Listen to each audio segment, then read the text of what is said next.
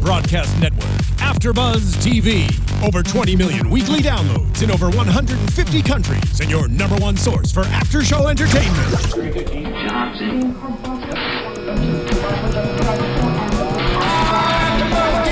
AFTERBUZZ TV, the destination for TV superfans. Producing aftershows for over 300 of your favorite TV shows. Interviewing celebrities and showrunners. And bringing you behind-the-scenes exclusives. All thanks to E! Entertainment's Maria Menounos, producer Kevin Undergaro, and internet leader Akamai.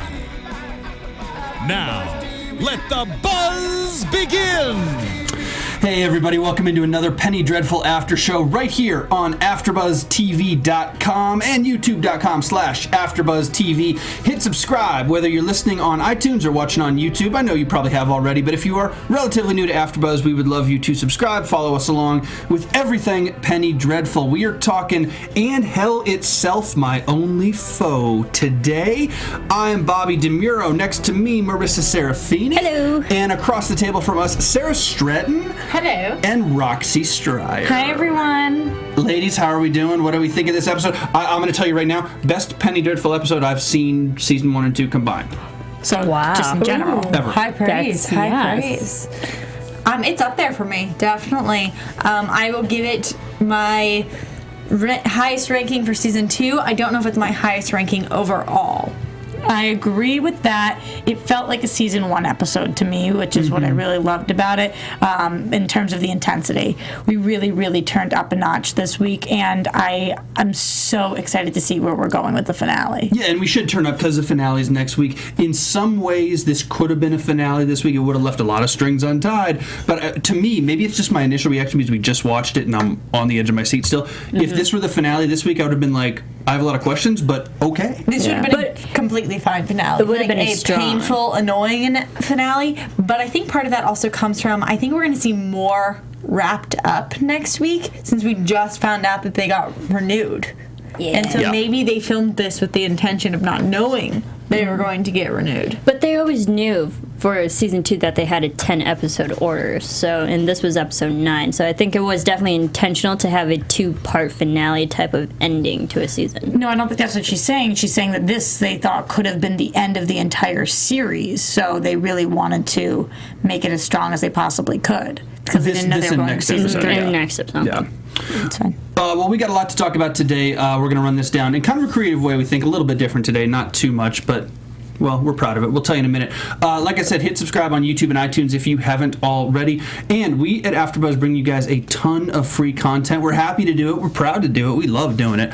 And we are happy to have your comments and views and all that good stuff because you guys are awesome at home, especially on this show, which brings me to a couple points. The first one is this. We are live streaming this right now on YouTube. We got a ton of people in the chat already. Sarah is on the laptop looking at everything. So if you have a comment, if you want to just say hi, if you want to talk about the show as we make our way through it, comment in the chat box on YouTube on the live stream. We're going to respond to those, read some of them. You know, you guys know how we do. And the other one is, before we continue, I have a question for you guys at home and y'all. Does driving matter to you? There are over 4 million miles of road in the U.S. to find out, and that is a lot of ground to cover. That's a lot of highways, freeways, wrong ways, and long ways. And they're all there waiting to be driven on. So, do you take the left turn at Albuquerque, or do you just keep going? Do you wake up early Sunday morning for a drive before the traffic does, or do you take the long, winding road home for a change? If driving matters to you, just get out and drive. And why? Well, because driving matters. Mazda, and thank you very much to Mazda for doing that. Like I said, we give you guys a lot of free content, have a lot of amazing sponsorships and partnerships and things like that. So it's great to support the people who support us, if you guys are watching us here at AfterBuzz. We got a lot to talk about today, ladies. Yeah, we do. We do. We're going to break this down. So much. Sarah, we're going to give her a little credit for this little shout out, had the idea to do this as opposed to, don't give me a weird look. This is good. I don't know where you're going No, with this is good. I still don't know where he's going. Usually we break down by character or topic. Today we're going to do the same thing, but the topics are locations. I think that's a great idea because the locations play a role here, and you can kind of progress through the episode with the location. So let's start in the first location. We see Roper. We're at the Cutwife's house, the old shack. What are you smiling about? I'm just a little surprised with you. Why is that? Usually you try to steal all the credit, but you actually gave credit where credit was due tonight. Only with Sarah, because she I've got Roxy like wrapped around my little finger. I've got you. I'm okay with. Oh, you Sarah. mean Marisa? Marissa's wrapped around the little. I'm not Yes. wrapped around anybody's little finger. My credit are all the references I read. Jeez, yes, my brain's That not applies working. to the show. But yes, Roxy, I'm gonna play nice today. Okay, we'll see how that works for you. This could be a really long show. Oh, all right. Location 1, Roper. What do we make of the fight scene? Kicks ass, literally and figuratively. Great scene. Okay, first of all, cinematography, thematically wise, that was amazing because you notice there was no music. It was all literally hard-hitting sound effects. And literally going from those two fighting in such a dark place after what happened last episode, that says a lot. And even the episode before when Vanessa was killing, I mean, this was actually hard-hitting, hand-to-hand kind of cutthroat killing. Right. This is interesting to me because it reminded me in the best way possible of almost like a comic book. It was like pow, wham, whop. Like, well, I kept picturing all those noises because they were like tossing each other, and Sarah's favorite part, kicking, and everything they did was like such a solid movement. To me, it was a great fight scene, especially in the beginning when they really unleashed Roper on hits on Vanessa. I thought when he slammed her head into the table. When he hits on as in says he's going to have sex with her? No, when he hits on. Oh, physically hits her. Oh. Hits her, slams her head on to the table. Like, I thought it was done where the angle where you see that shot from almost like below. But then I did almost find some comic relief in Roper's actual killing when it was like stab from Vanessa, kick from Ethan, stab from Vanessa, like wow, to kick from That was Ethan. a tag team kind of deal. Well, now For they sure. do commit homicides together. Yeah. That's something they have in common, right? They do each apart, now they do them together. And she said it, Vanessa said it when they buried him, we're homicides together, you know? She even made light of it in a dark way. Well, imagine if this had been her first kill this week. I feel like that's why we had her last week. Imagine if this was the very first time she killed somebody. Ethan would feel partially responsible and whatnot. So now she's kind of been there, done that, for lack of better words. This isn't the event that made her a murderer. Right. And I'm glad She's that- more desensitized to murders now. we knew it was going to happen. We knew Roper wasn't going to stick around one way or the other. This wasn't the main character. But I'm glad that it happened now, and I'm glad that he took the initiative to be the villain. Because it's one thing for villains to talk and talk, and Evelyn Poole's been talking and talking, building up to this season finale stuff. A lot of these people, Hecate's been talking and talking. Roper, because he's a secondary villain, could take the risk because when we lose him, we lose him. He took the risk. We knew it was going to happen, but it was good to see it early, quick, boom, done, moved on. Mm-hmm. Okay, if Now that is has the- to happen to Rusk. If that's Moving on. If that's the case about Roper, then why did we have Roper involved in this show in general? If this is the last we see, hear, or whatnot from him, what was the point? Was it just because we needed something, a secondary big bad for season 2, or is there something more to this? I think we needed the first thing. You remember the first scene, the Mariners in at the end of season 1. We obviously needed that. And then I think Roper is what ties Rusk to the show. And we still don't know how Rusk works out, because Rusk is now, I don't know if he plays a larger role, but he alluded to it today, talking about, you know, following Ethan wherever he goes and he's on the trail, and Rusk is into the supernatural game. So we needed Roper to get to Rusk. If Rusk was just like, hey, I like you for these murders, you'd be like, well, wait a second, why? But Roper is the living guy. They've got Rusk with the Mariners in, and you're like, okay, that's the case that got Rusk on Ethan's trail. True, and also Roper was questioning Ethan right in front of Vanessa, and I think Vanessa's very inquisitive enough to be asking Ethan later on questions. What was that man doing there? Who is he? How is he tied to you? So I think it's just to have another person also question who Ethan is and what he is. Right, but if we call Roper and Rusk were not working together, in fact... No, I'm not saying that. No, I know you're not, but I'm saying, in fact, when Roper was asked by Rusk about it, Roper pretended to have no knowledge on the matter. So I'm just interested because throughout season 2, I thought of them both, Roper and Rusk, as secondary characters on an equal level. And now I'm thinking I underestimated the part that Rusk is going to play in all of this. I thought him and Roper would kind of, at some point, either team up or they would go hand in hand, and they would both be trying to go against our protagonist. But now I think that Rusk is a bigger role than I thought he was to start, and Roper kind of just fell by the wayside a bit. Yeah, and Roper was just the catalyst to get to Rusk. Right. Yeah. If Rusk had come in and said, well, I'm on Ethan's trail because I'm solving these murders, you'd be like, well, okay. Why? Mm-hmm. Yeah, which one? But we know from Roper, we know Ethan's power, which is obviously very clear now. And then from Roper, we get Rusk. And who knows what the hell's going on with Rusk in the future? I know. And we need more of these. We talked about it. We need more human characters, more mortal characters. We lost one today in Sembene. We'll talk say about that. it We'll later. get there. Do not not get say there that. yet, and we have stuff to say. Yes, lots of things to say. I will not be able to do the rest of this episode if we start talking about that now. Okay, before we do all that stuff, I'm sorry, ladies. Last thing that I noticed in the Roper scene, and feel free to jump in if there's anything else, but really small but really big, is when Vanessa first comes down the stairs and Ethan immediately grabs her hand. They reach for each other's hands. It's like, oh, that's kind of cute. Yeah. In a They're- weird, messed up No, way. it's like they're protecting each other, and that's what they should. They've been through a lot together. Right, and that's the Vanessa I know and love. She totally stepped up, and she kicked his butt, and she saved Ethan's ass. That was 5 stabs. Did Yeah. you not count? A little aggressive. Like, too aggressive? Maybe. Maybe a little aggressive. It got the job done. My pet peeve is when you see in movies, especially action movies, and it's like they do the one stab or the one shot, and I'm like, haven't you learned? Shoot them a couple of times. Make sure. So like, but this one was a little past that point. Overkill. So 3 times you're golden, 5 times you're crazy? Yeah, one time. Come on, Then you're watch a movie stupid. once in a while. Okay, got it. Now that's the Sarah scale. Something like that. We know. 0 to 5. Okay. All right. Oh, and if you hit 10, she's turning it off. She's done. That is just getting ridiculous. I don't know how to, I have no idea how to transition from that. So, in the show, from Roper, from the cottage, we see Victor come up and they go to Sir Malcolm's house. I'm going to leave that one for a second. I don't want to get to Sir Malcolm and all that yet, and the team yet, the crew yet. I want to go to some of these secondary characters. The first one, and because we've been talking about him, is Rusk. Let's go to the street before we go in the house. That scene between Ethan and Rusk, and folks, it is not Ethan Chandler, it's Ethan Lawrence Talbot. Mr. Talbot. Born 1857 in New Mexico. What do we make of this? We knew it was coming, but it's nice to get a little more exposition.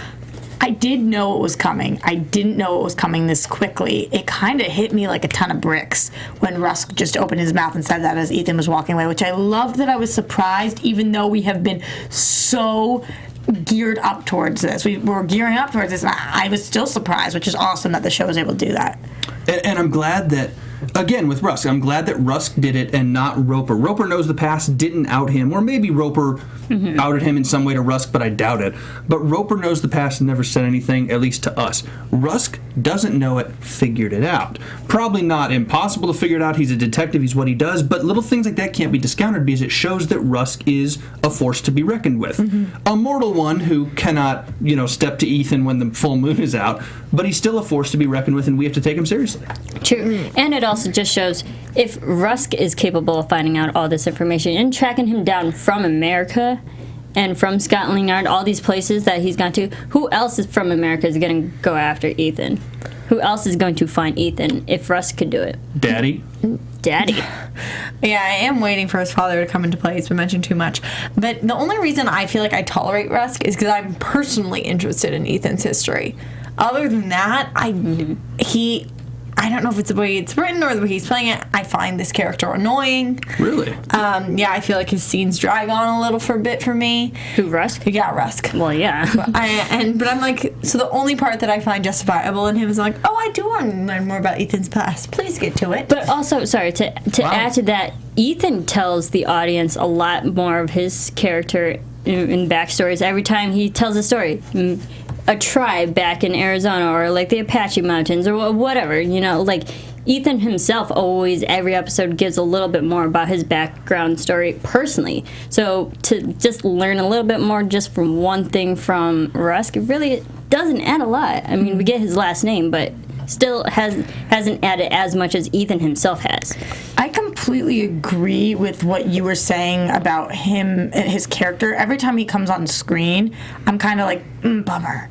Why are you on screen? He drains the mood a little bit. He does. Slows the story down. But tonight I kind of had an internal debate with myself, like, maybe that's the point. Maybe we're supposed to feel the same way these characters feel every time he walks in, like, oh man, we have so much going on. Really? You again? Like, I don't want to deal with you right now. Because I started feeling that way, and I was like, I guarantee you, Ethan feels the exact same way every time he sees this guy's face. But when Russ does something like come up with the real name, that's the guy to worry about. Yes, he's the secondary guy. We got all this supernatural. We're fighting for the world and Vanessa's soul and everything else.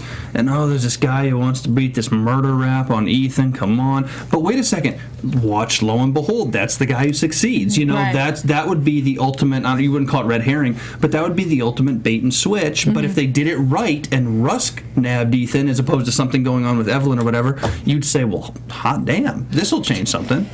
Right. Also, what I am worried about what Rusk is capable of doing, because he did have that whole speech about there's something wrong with this Grandage place. There's phantom limb and there's a feeling. And it's not just Ethan that, yes, he's personally tracking down Ethan, but it's everybody else that also lives there. So I'm more worried about what's going to happen to them, because once Rusk puts Ethan on display and reveals his secret, he's going to go after the rest of the crew there. And I'm more worried for them. I'm going to throw a couple things in from the chat. I wish I could throw out more of your guys' names just flying by too fast. Everywhere from Stormy to Jay Daly to Steam Power God. Like, tons of you guys, thank you for commenting. Some people are not convinced that Roper is dead. Ooh. Being that he survived a very vicious attack before. Fair point. They think that maybe somehow he's be able to survive this one. Not so sure about that, because I kind of think stabbed to the heart typically will get it rid of That you. was a human In the death. chest. No, Yeah, that was a very human death. On top of that, they're talking about how this conversation with Rusk mentioned Ethan being followed by the police. How is this going to imply where Ethan ended up going? Was he followed? Will the police show up? Surprised it didn't happen in this episode. Some people are. Maybe it could happen in the finale, because supposedly he's under close surveillance, but we haven't seen them. Big Brother's watching. You just pulled a little Yoda. Surprised it didn't happen this episode? Some people are. I get it. You guys are very wise. Inverted Yoda-esque. syntax. All right. It's very much Victorian England. But I think those are great points to make. In terms of him still being alive, just to step back to that, that would really, really be interesting, because then this is somebody we have to seriously worry about. He not only survived one attack, but two. That's not an anomaly anymore. This is somebody who's got something going on. Wait a second, though. They buried him. Yes, Well, exactly. no, we saw the grave. We saw them come and get. I think we buried can him. assume that they buried. I think they didn't do a memorial with no body for this guy that they had to murder because he was going to murder them. Okay, but say he was buried and say he comes back. I don't know. Sure. The only thing that would keep me from thinking that right now is Sarah, while we were watching the episode, was like, oh, he's in the house. He must not be supernatural of some sort. Because he got through her barriers, but according to the witches, the talismans or whatnot weren't doing very well. And let's look at how he can come back based on what else happened in this episode. Let's say he's dead and gone, which I think he is and I hope he is, but it's okay, maybe he's not, I'll play with you, but let's say that he is. If he is, and if Ethan or Vanessa walks into that room that Victor and Sir Malcolm currently find themselves in, Roper's back. Not real Roper, but Roper enough to drive you insane, I would imagine. So we may not have seen the last of him, even if it's not the real Roper, it's just the hologram version of him. That makes sense. But I think he's dead and gone, because that was a very human death, stabbing over and over again, and an actual burial to him.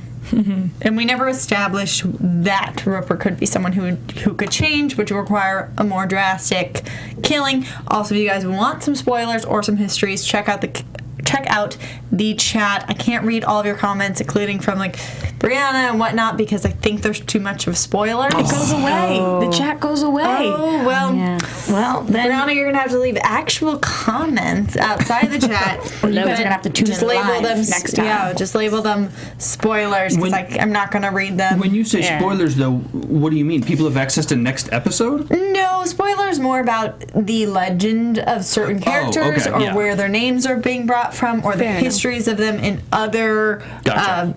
areas, stories, films, franchises, whatnot. So I don't really want to read them out loud because I think that they might give too much away. Gotcha. The name Talbot sounds so familiar. Like, Talbot? Talbot. No, it sounds like from Jane Austen. I'll tell you what she says later after Okay. the show. It's like Jane Austen type of. People are Googling feverishly right now. You know what we'll do for you guys who want it? You can tell me and I'll tweet it perfect. out and hashtag your name, Sarah, because you don't have a Twitter. Then you guys can know the spoilers. Fair enough. All right. Okay, I'm interested to hear, first off, what the chat folks have to say about this, and the three of you. Mr. John Clare. Sad I eyes. felt for him tonight. I mean, I feel Fell for or him. felt? And no, felt. It's like I feel for him every episode, but I tonight to fell. be actually thwarted. My you know, emotions fell. by someone he was what we were led to believe actually building a very seemingly innocent platonic relationship. I loved it. To hate it. I mean, it's really sad. I didn't Yeah. want this to happen. But the whole thing happening, I will tell you folks at home, we watched this together, and here's me giving credit, Roxy. I see Listen. that. Well, because if you didn't, you knew we were going to call you out immediately. I'm just saying. Sarah No, Stretton, you were gonna genius call moment. So we're watching this together, and the three of us, aside from Sarah, the other three of us are like, oh my God, what's going to happen? John Clare, they're going to go see this construction. This is weird. Yeah. And Sarah goes, what if it's a trap? To what I did see this one. And you know, 2 minutes before it happened, and I was pointing at her, I was like, that's the key. You did it. Sure enough, 2 minutes later, Right. got excited. It's a great camera shot. This too. is the reason, and I don't think I pulled out of thin air. It's just I don't I didn't understand why she was being so nice. When the last time we saw her, she was literally like, why am I scared of you? And then we saw her go to her parents.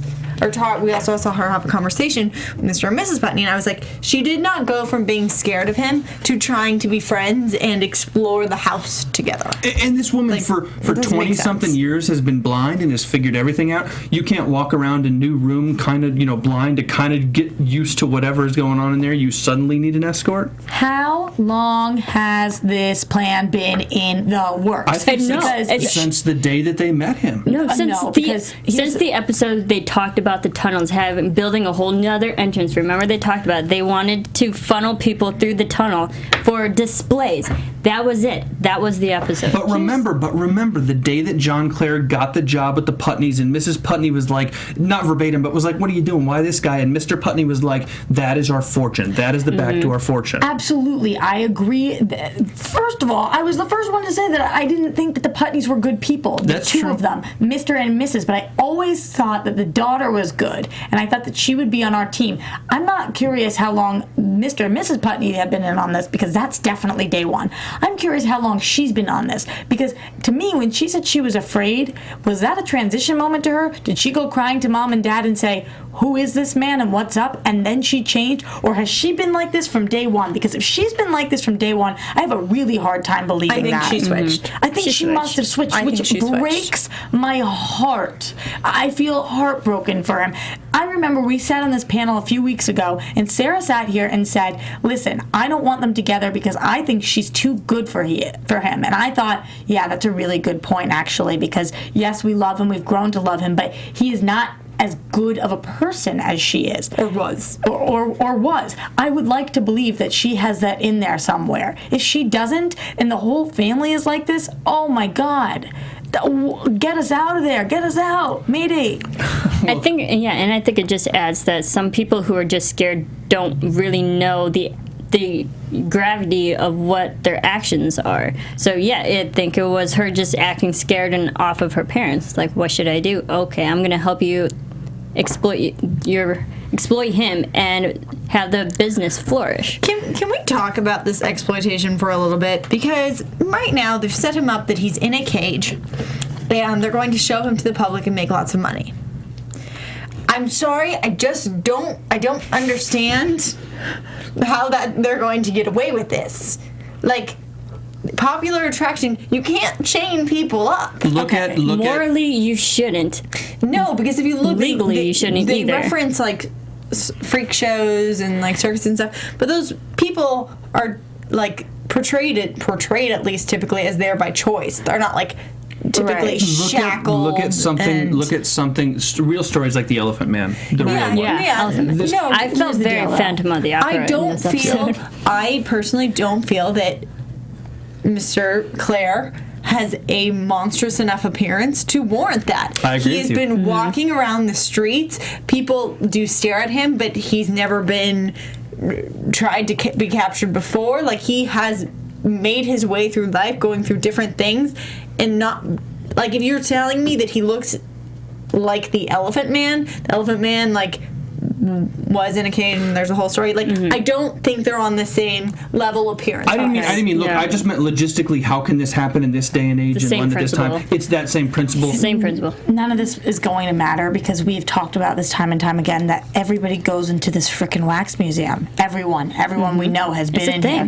It's going to be, it's only a matter of time until one of our people, Vanessa, Ethan, any of them, Victor even, goes in there. They're not going to let him be in this cage. Actually, it'd be interesting if Victor walked in and did let him remain in the cage. That could be a weird side story. But I do not think he could stay in there forever. Somebody's going to recognize him and cause an issue. But until somebody we know recognizes him and causes a problem, he'll stay there because it's been proven in society that people, when they're looking at something like this, they like to stare and they think that it's all part of this game and it's not their lives. It's messed up and it's twisted, but I wouldn't put this past somebody. This to me isn't something that's like, ooh, that's not believable. It's very believable and it's sick and it's twisted and it won't stay forever, but it will stay for now. And let's do an assumption. If we're going to say, and I kind of agree with you guys, that Lavinia switched. Lavinia did not start this way and she switched. If you switch, you can switch back. I have something in the chat though on that point. Go for it. 3 says that in her monologue she referenced having so many boring conversations, which would imply that it has been going on for a while. Yes. And that this, maybe if it was switch, it's happened longer than just last week's episode. Also going about on the putting people in cages, people recognize that people with, they said albinism, but I think they Albinism. mean albinism in freak shows, and so they said that might be good enough, being that he is so pale. I don't know. Maybe, but I think it just shows any disfigurement, anything that's not the full norm, that what they're led to believe is normal, is automatically there for judgment and mockery. And couldn't they change his appearance, cut his hair, do stuff like that to highlight the stuff on his... They could, and in fairness, he's not technically shackled up, he's just in a prison cell. Yeah. Guys, think about his scars. Think about the temperature of him. They could know more even than they're letting on at this point. Maybe that when he walked in the shop, I mean, I'm just really throwing something bold out there, but maybe they actually knew him from a previous life. We don't know how much they know about who he is or what they could learn. They could know that he is the undead. I don't think that that's true as of right now, but they know something's up. They feel his temperature. They see his scars. They know he is more than just a looking strange person. I don't know how much they know. It'll be interesting to find out. You just gave me an insane idea that Dorian met Brona, and then Lily happened, and Dorian met Lily. What if the Putneys knew That's what I'm whatever saying. the name was? Absolutely. And then, Caliban happened, who has become Mr. Clare, and then they've never let on that, wait a second, we recognize this guy. Exactly. Maybe they knew him in Absolutely. his previous life or something of that matter, especially because we don't know much about his previous life. We don't know how they've been investigating a lot of different situations. We don't know how he originally died. Maybe it was in a horrific accident that they recreated the scene of. Maybe that's why we see him so interested. I'm throwing a million things out there, but something is up. They know something, I think, because it's true. His visual appearance, it's a little off, but it's not like, holy crap. Or at least not to me. And I don't think it's been normalized to us because we've seen him for 15, 20, episodes or whatever. It's just not that crazy. Now, who knows what else they can get and what else they have access to and who else they're going to do whatever. But I agree with you. There must be something else because his visual appearance is different, but it's not different enough for them to make a fortune, devour the meal of success, whatever the metaphor that Mr. Putney used. Well, okay, but you better do something more than just John Clare. He's I want to interesting. know who else they're putting in the cells. Exactly. Yes, that's my thing. That's It's my like, question. If Who else do you have? If we think Caliban or John Clare is not scary enough, they have more people up their sleeves, not just John Clare. It's a good question, though. I'm curious for people, Marisa, maybe you can answer this, that have read all of the Penny Dreadfuls and whatnot. Are there other characters you could think of that would fit well in the cell? Or you guys Hyde. There's Hyde for one. tons of characters. There's a but bunch. None that, I mean, unless they're going to put Ethan in there under a full moon, there's not a lot that have the appearance yet of scare. I just mean new characters. Yeah. Oh yeah, there's tons of potential. Right, I'm just I asking would for love some to see specifics. Jekyll and Mr. Hyde. You would? Yeah, that would be amazing. Okay. Throw him in there. Cool. He Interesting. needs to be shackled. Okay, another interesting location for us before we work to some of the main ones. Let's talk Dorian. Dorian finally, well, I mean, he obviously did before, but Dorian calls out Brona. About time. Thank you. About Thank time. you. So now for anybody at home who was confused whether he actually knew who she was and we were He sitting knows. yeah. He knew. Thank you. He knew from the first second. I think. Absolutely. But my thing is, did she know who she was? Because she Judging says, by what she's been saying. or Lily, it makes me think that Brona was more aware of who she was a long time ago, and now she's just playing the Lily side. If you think about Proteus sat there and said, ship, boat, wife, started very quickly to have these memories when he's out in the real world. Now, we really don't know about John Clare and what memories he has. He hasn't come clean about that particular thing. So we've had both ends of the spectrum.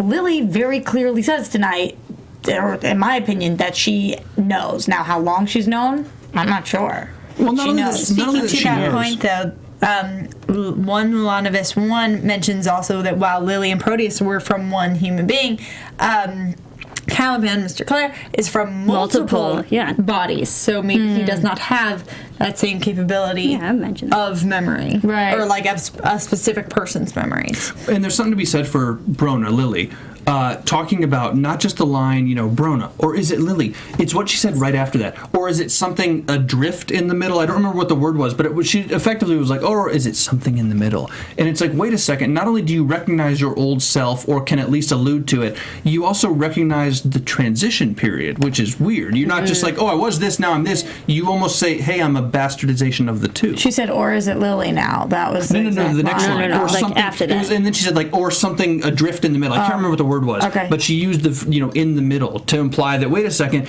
I may not be one or the She other. mix. I'm a weird mix of both, which I think is a really deep thing for her to say. Well, that's so strange, though, because one or the other, she's fully Lily now, because who the heck is Lily? Like, Lily is who she is. It's not like she took another person and merged with it. There might be bits and pieces of Brona that remain, but that is what makes up Lily. But to Dorian's perspective, she is Brona. That's the thing. From his perspective, it is Brona, and she may think she's Lily, but that's her point, is wait a second, not only, relationship-wise, I'm a weird mix of both maybe, but physically, she's like, what am I? I'm not a normal human being anymore. My question is, why this type of personality trait for Lily? Why is she so like gung-ho over men, and that power and domineering over men? Is the superiority factor from her past life that men were always dominating her, and now this is her chance to dominate men? Look at what Brona did for a living.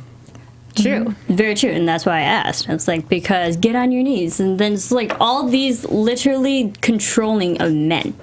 Yeah, absolutely. I mean, when she Mike Tyson'd him, I lost it. Like that. Biting off your ear, for those who don't know. We already. Go ahead. God. We already saw her murder somebody, so it wasn't like that was unexpected or the most gruesome thing she had done. But I don't know. After watching her with Caliban last week, I kind of felt like maybe that was the route she was going, and that's where we're going to take this. Now it's like she's going to be put all men down, and she's just going to use them all, and we just have to know that about her. So my poor little heart can no longer expect her to be with one man. Or is she maybe phrased differently? Maybe I'm reading too much into it, but it was so callous tonight with Dorian, and she knows that because she kind of knew his secret anyways. I think she called him my beloved immortal. She knew what was going on. Oh yeah. Because she knew that whatever she did to him wasn't going to matter. But it was so callous and cold and calculated. It's not just that she's going to put down men. It's almost predatorial. Yeah, that is my biggest question, because I think it can go one of two ways. I feel like Brona Lily, whatever, is searching for the strongest partner she can find, and then she wants to make them her subject. I don't know how much I'm worried about her relationship with Dorian. You see that she knows in the final shot, it's obvious that he's just come from where his picture is hidden, and he's opened the door. So she knows where that is. She knows where she knows where his portrait is, and I think that that's a weakness for him. I'm wondering, are they trying to make them an actual pairing? What about her last pairing? What is she going to do about Mr. Clare? Or is it just to climb the ladder, and when she climbs the ladder as high as she can go, to stand on it alone? I don't know what her motivation is besides to dominate. Am I crazy to think that she could go on kind of a revenge tour and go after John Clare and go after Victor Frankenstein for wrongs, real or perceived? I don't think you're wrong. No, I don't think you're right. I don't think at this point she has a limit. Yeah. I don't think we found what she really finds. I don't know what her weakness is. I guess that's my biggest thing. It's I don't know what her weakness is. Would it be Ethan? Maybe, or is it Ethan? Is it her vanity? Or is I'm it not just sure. a male in Pride? general who is willing enough to stand against her? Because right now everyone is succumbing to her and her superiority issues right now. But if there is a man strong enough to actually face her, that might be her weakness. Which could be Ethan again. But the thing is, with what she's doing with John Clare, it's so different because we could tell tonight afterwards he felt all kinds of guilt. He was messed in the head about all of this. He was messed up.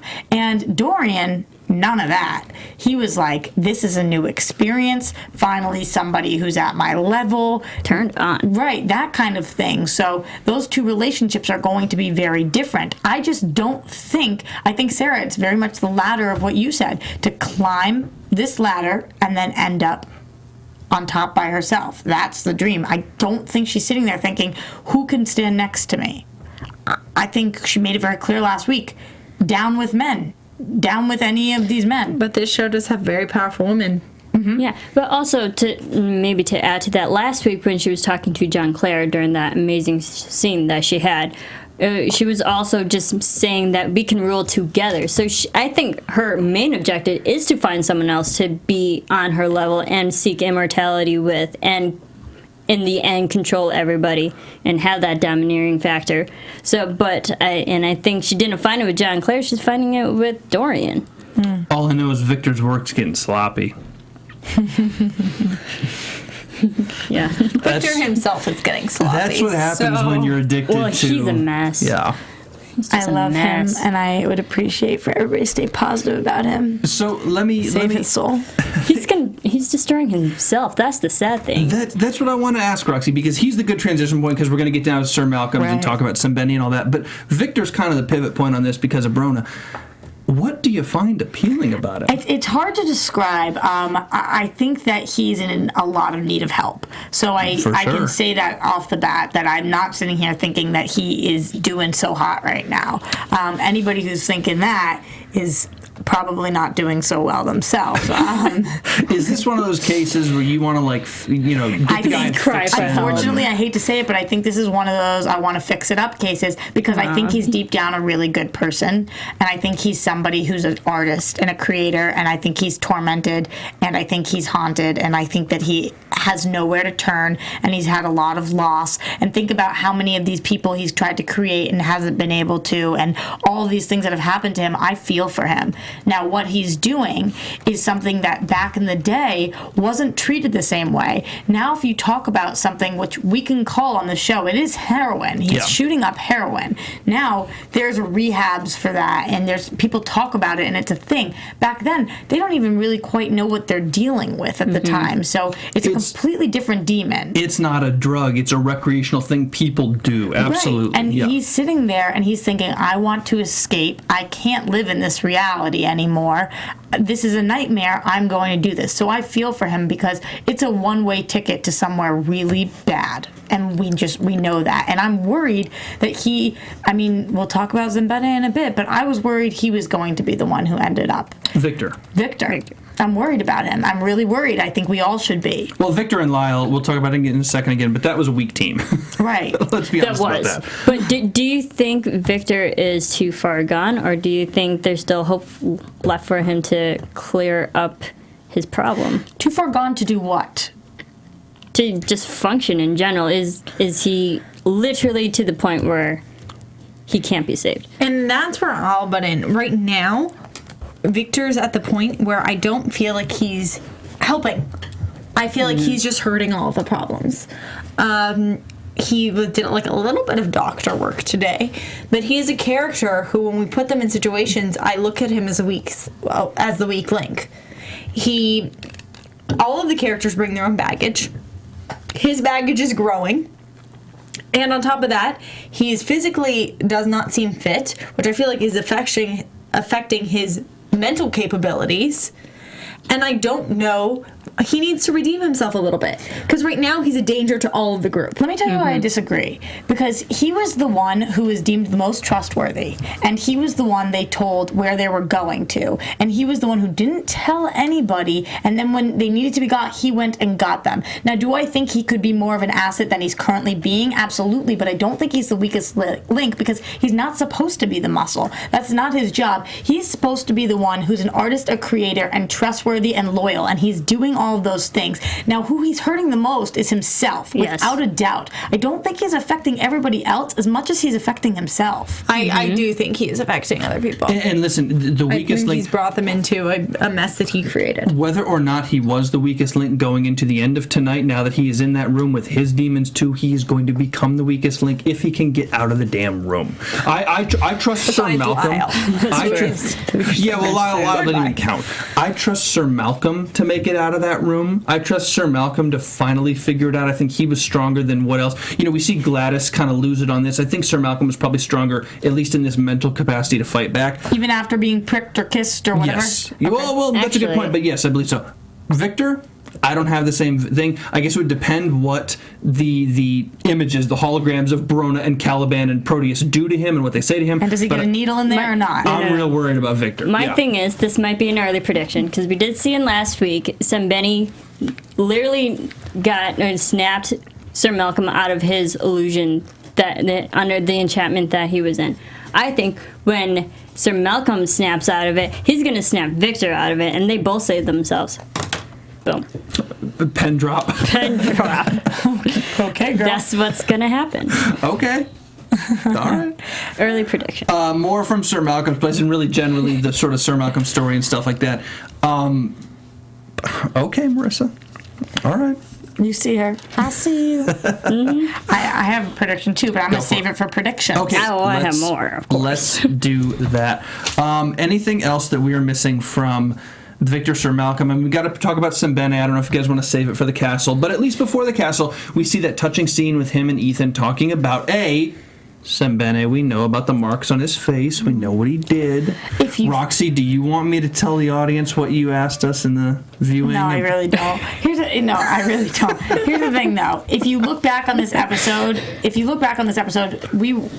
it was kind of apparent that Zembene was we were going to lose him. Yep. Because we found out so much about Sarah's him. freaking out right now. Or if we look back on this season, he's talking more and more. We found out about his scars. We finally find out a little bit about his backstory. Am I saying that I want him gone? Absolutely not. Am I saying that there's not more story to be told? Absolutely not. I'm just saying that it was kind of All right, I don't even know if I can continue. She's just nodding no so Sarah, fast. Are you disagreeing, or are you just struggling to cope? Someone on the chat gave me hope earlier, and they were like, if Roper could survive an Ethan attack, then Simbene should be able to survive. Okay. Same here. Hold on. With it. Hold It on. was a I need to good make comment. a public service announcement to those in the chat right now. Sarah is of a weak emotional state tonight. She's struggling with Simbene. Do not encourage this poor young lady. Why couldn't... All right, if Simbene looks at Sir Malcolm and says, "Know who you are," I wanted him to do that with Ethan and the wolf, and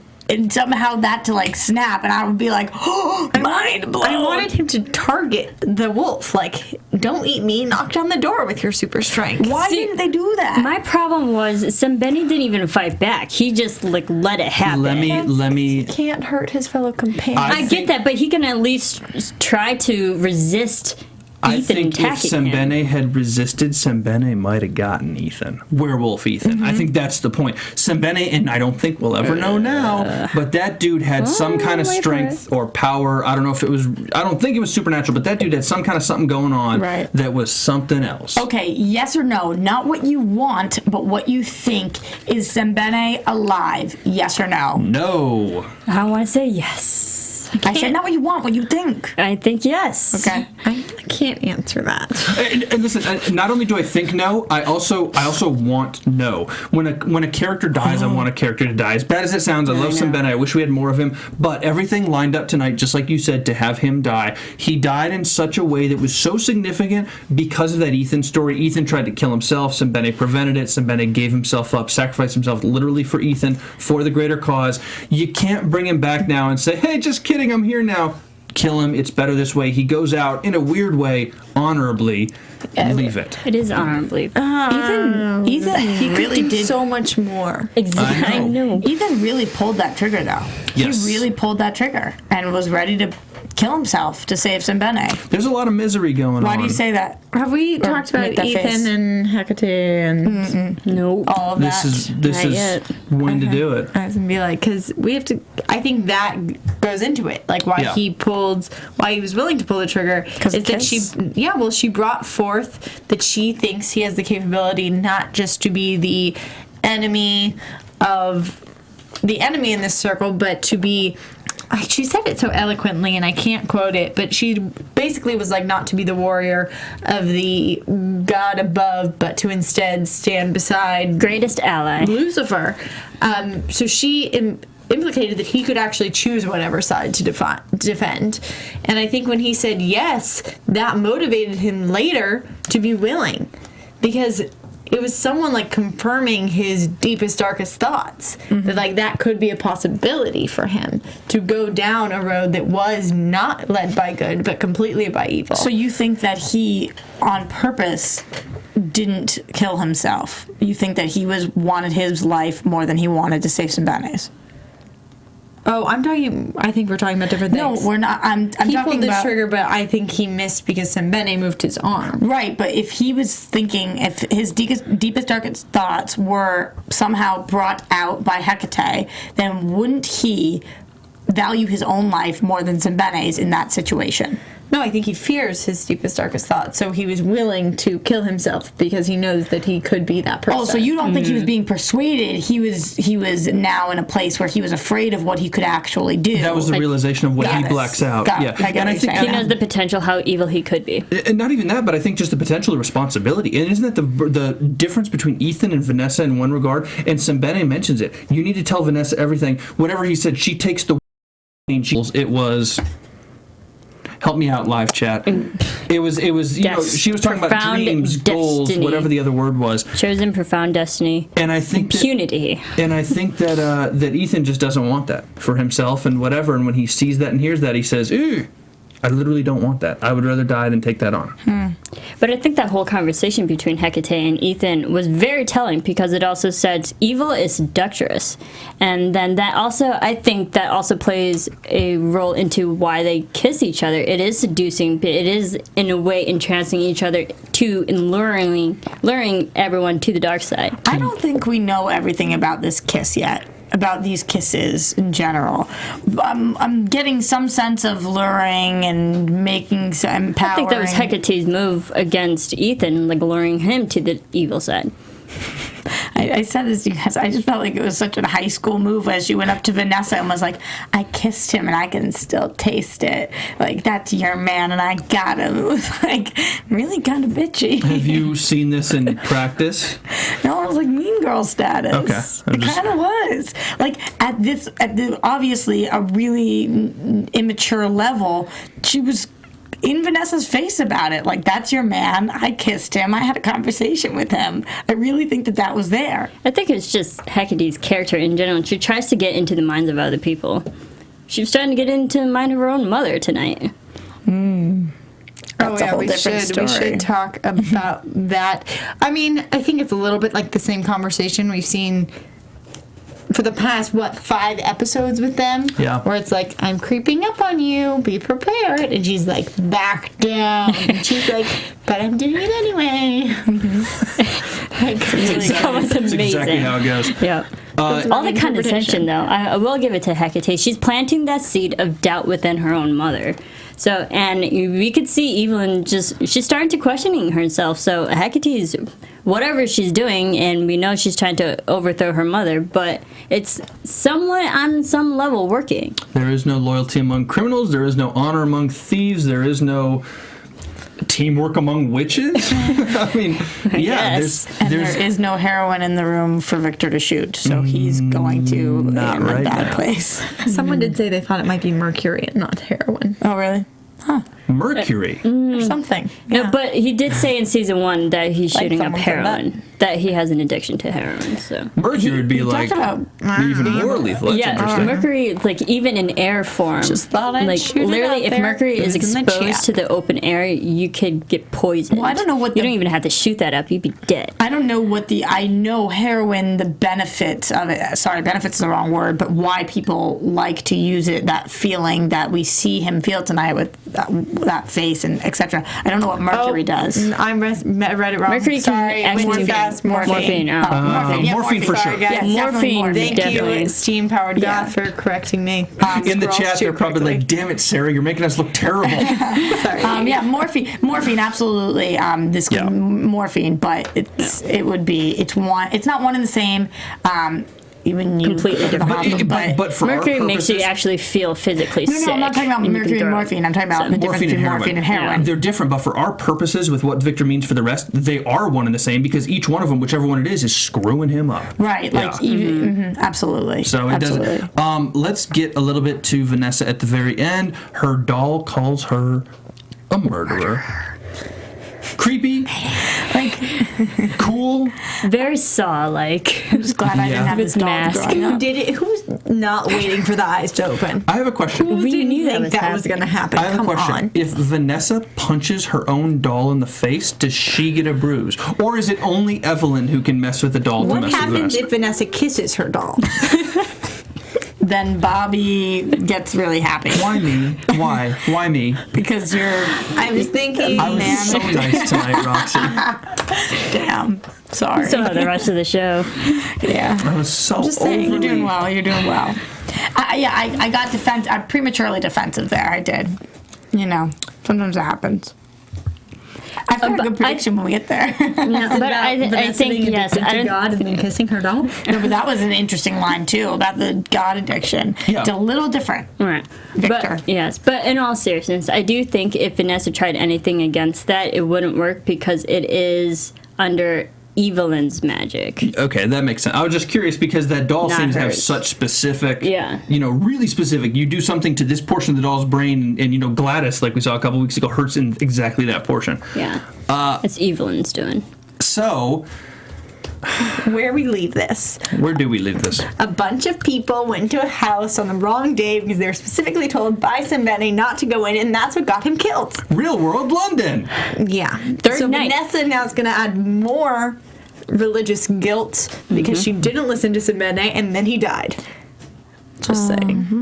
My thing is, come on, Vanessa, you're supposed to be smart. Why go to a place where after now you know who Evelyn is and what they're going to do to you? Why go by yourself when you literally have a mansion full of guys that is the to back you up? That is the most frustrating, but also show moving along trait of Vanessa is she is so damn stubborn. I get it. I mean, So she's stubborn. a one-woman army. I get that. But come on, Vanessa. You literally have guys that are there to protect you who will literally lay down their lives for you She now. don't need no guy. And she didn't do that.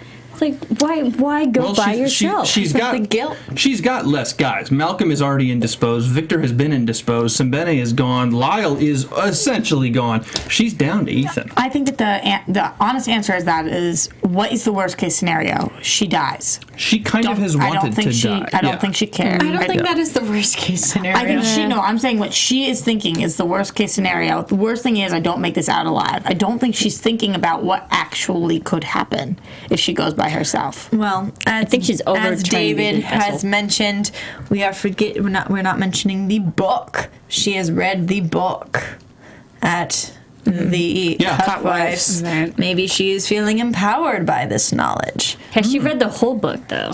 And She might have read portions, but has she actually read the whole I think when you thing? see the book, you assume, yeah, she knows. Well, you could read chapters of a book and finish it. It's not like a toilet book. She's not like picking it up, putting it down. It's not like the Reader's Digest or That's something. what Instagram is for. Anyway. Okay, so she does have the book influence. Are we going I get into that. predictions? We are But going to predictions. still. Let's do it. And now, your AfterBuzz TV predictions. Roxy, would you like to start, or because I'm being nice to you tonight, I certainly can move elsewhere if you're not prepared. No, it's fine because it's not as good as I built it up to be. I just think that I believe that Simbene is dead, unfortunately, and I think that what does that mean? That he had a lot of dying wishes that we're going to have to carry out. So one of them being Ethan talking to Vanessa and coming clean to her and telling her everything and letting her take his pain, or Vanessa not being part of this one-person army anymore and taking a step back and realizing, okay, what would Simbene do kind of thing. So I think that his death is actually going to be the catalyst for a lot of good change. I like it. Sarah? I will say that a lot of our flash forwards focused on a voiceover by the lovely Vanessa. I think that it was directed at her doll. I think that's So who she was creepy. specifically talking to a lot. I think the half the lines we heard were actually lines from the doll, and half the lines we heard were lines to the doll. I think a lot of that voiceover was actually a conversation. I'm curious about who lights the fire on the floor. It did seem to be in the shape of a Devil star. Devil star. What's that called? Pentagram. I'm not sure. That's what I caught in that 1 second I saw it. I'm wondering who lights that, because it's very interesting if it's Vanessa's power that lights it if she does use what she's learned from the book. I'm also thinking that Ethan's gonna break out of this little room they have him in. I want him to go downstairs, and I want him to side with Vanessa, and I want them to win. Yay. If he's able to break out of the room, how frickin' annoying is that he didn't just do it? Or Hecate lets him out of the room to toy with him. And then blends into the wall like she does. The hard thing is, I don't think Find me a mirror. Yeah, the hard thing is, I don't think Ethan in his wolf form would care about anyone. So, as much as we want him to pair up with Vanessa, he could easily turn on Vanessa too. Well, that's the point. They let him kill somebody. They lock him in when the full moon comes out, and when the full moon leaves, when that thing moves on, Hecate says, okay, let's play with him now, because he's powerless for us. Right. All right, what you got, Marissa? Okay. I don't want Simbene to die, so I might eat crow next week, but we'll see. I want to say Simbene lives. And maybe as soon as this might be turned into a wolf, as awesome that would be, to pair up with Ethan, they help take down, because Wolf of God, now friend of the Wolf of God, takedown. That's like really good and out there. Do some wolf stories have, if you're killed by a wolf, like it's not, to my knowledge, when you are a vampire, if you kill somebody and whatever, you can come back as a vampire with the vampire blood in you. Are wolves like that at all? Is there any way? If you get bitten by a wolf, you could turn into a wolf as well. Really? Or like a werewolf. Yeah, you could. My thing is, it might be way too early and too soon for Sembeni to ever turn within a matter of minutes. You have wolf knowledge, Sarah. What? You have wolf knowledge. What? Is it possible that Sembeni could turn into a wolf? They haven't really clarified this in this show because, like, for instance, is it a wolf bite or just interaction with a wolf? Because Sembeni gets actually bit, and then we don't know if he fully dies. Also, like, supposedly sometimes if you get bit by a wolf and you survive, that's when you turn, versus like when you get clawed by a wolf and survive, then maybe you don't. It really varies from a lot of different stories. You Also, can get some are bitten like, and turn. You have can to get be scratched and turn. You have to have the gene. Like, they haven't really handled in this show what specific werewolf rules they are playing by. Okay. But In my tell us the opinion. rules. If you think about it, if you go off the American Werewolf in London, he was scratched by a wolf and he turned into a wolf. So that might be interesting. I don't know. It is very out there. I will admit that. It's very different than the wolves on Vampire Diaries. I think Vanessa's on this path of killing. She's obviously going to kill Evelyn. I don't know in what way, whether it be killing because Ethan has now shown her how to shoot a gun, or all these knives that they're sharpening in tonight's There were episode. lots of knives. There's a lot of knives, and yet we haven't seen one of them after all that. And then, my prediction was Malcolm snapping out of it, and then helping Victor snapping out of his trance. That's going down. I'm going to go a different direction. And this is pretty far out there, but hey, it's predictions. Want a drum roll? Sure. That was me being nice this time. Thank you. From Roxy. Drum roll. All right. Let's talk Dorian. Vanessa, not that she needs help, but she certainly does. It's not a slight to Vanessa, but she's going to need some help. Victor's indisposed. Malcolm is indisposed. Sembeni is gone. Lyle is irrelevant and now gone. She's only down to Ethan in there, at least for the current time being. We have now learned, and we all knew, but we have now explicitly learned that Dorian is immortal. Boy, wouldn't an immortal help out with Vanessa? He's not. Well, immortal besides the picture. But he's not a part of their main story. They have all the Grandage people and the Hecate. But here's the thing. Coven. We have been talking. Dorian's over here. Exactly, because we have been talking on this show about how Dorian is this separate story. We can't figure out how to link up. Brona's a link, but Brona's not with the old people anymore.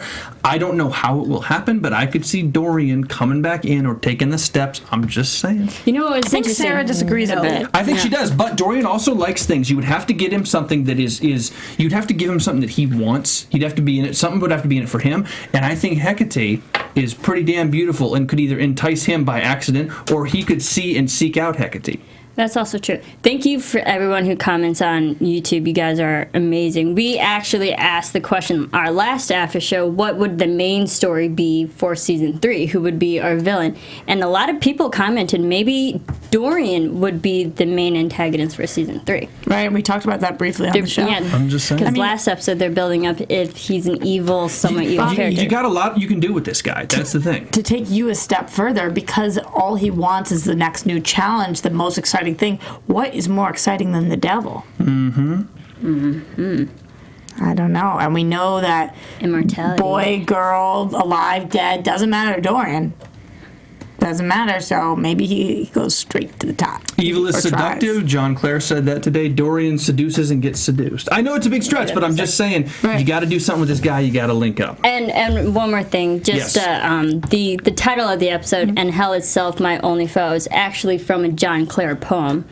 The title, "I Lost the Love of Heaven," which is very interesting. I'll just read the first stanza of the poem. "I lost the love of heaven and below. I spurned the lust of earth below. Oh, sorry. I lost the love of heaven above. I spurned the lust of earth below. I felt the sweets of fancied love, and hell itself my only foe." think about that one, guys. I mean, on that note.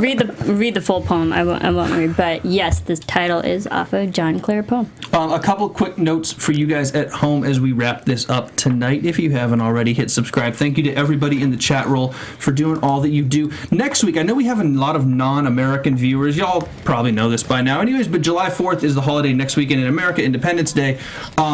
The 5th, that Sunday, a lot of us are out of town. We're trying to figure out the scheduling here. So we're going to keep you guys updated whether we do this on Sunday or Monday or Tuesday of next week. It's going to get done shortly. You'll be able to see it. But if you want to keep up with the schedule, when we can figure it out, when we're all available and all that stuff, you can tweet us if y'all use Twitter. And if they do, Roxy, Twitter, where can they find you? And Sarah? You guys can find this side of the table at Roxy Striar. I do the chat. Yes, she Sarah did the does. chat. Yes, you do, honey. Yes, you do. You can follow me on Twitter at Serafini TV. And I'm on Twitter at Bobby DeMuro. Again, we'll keep you guys updated when next week the season finale gets done, but obviously we have to do this because holy crap, this is getting good. That's it this week on Penny Dreadful for these three lovely ladies. We'll see you a week from today or so. From executive producers Maria Menounos, Kevin Undergaro, Phil Svitek, and the entire AfterBuzz TV staff, we would like to thank you for listening to the AfterBuzz TV network. To watch or listen to other after shows and post comments or questions, be sure to visit AfterBuzzTV.com.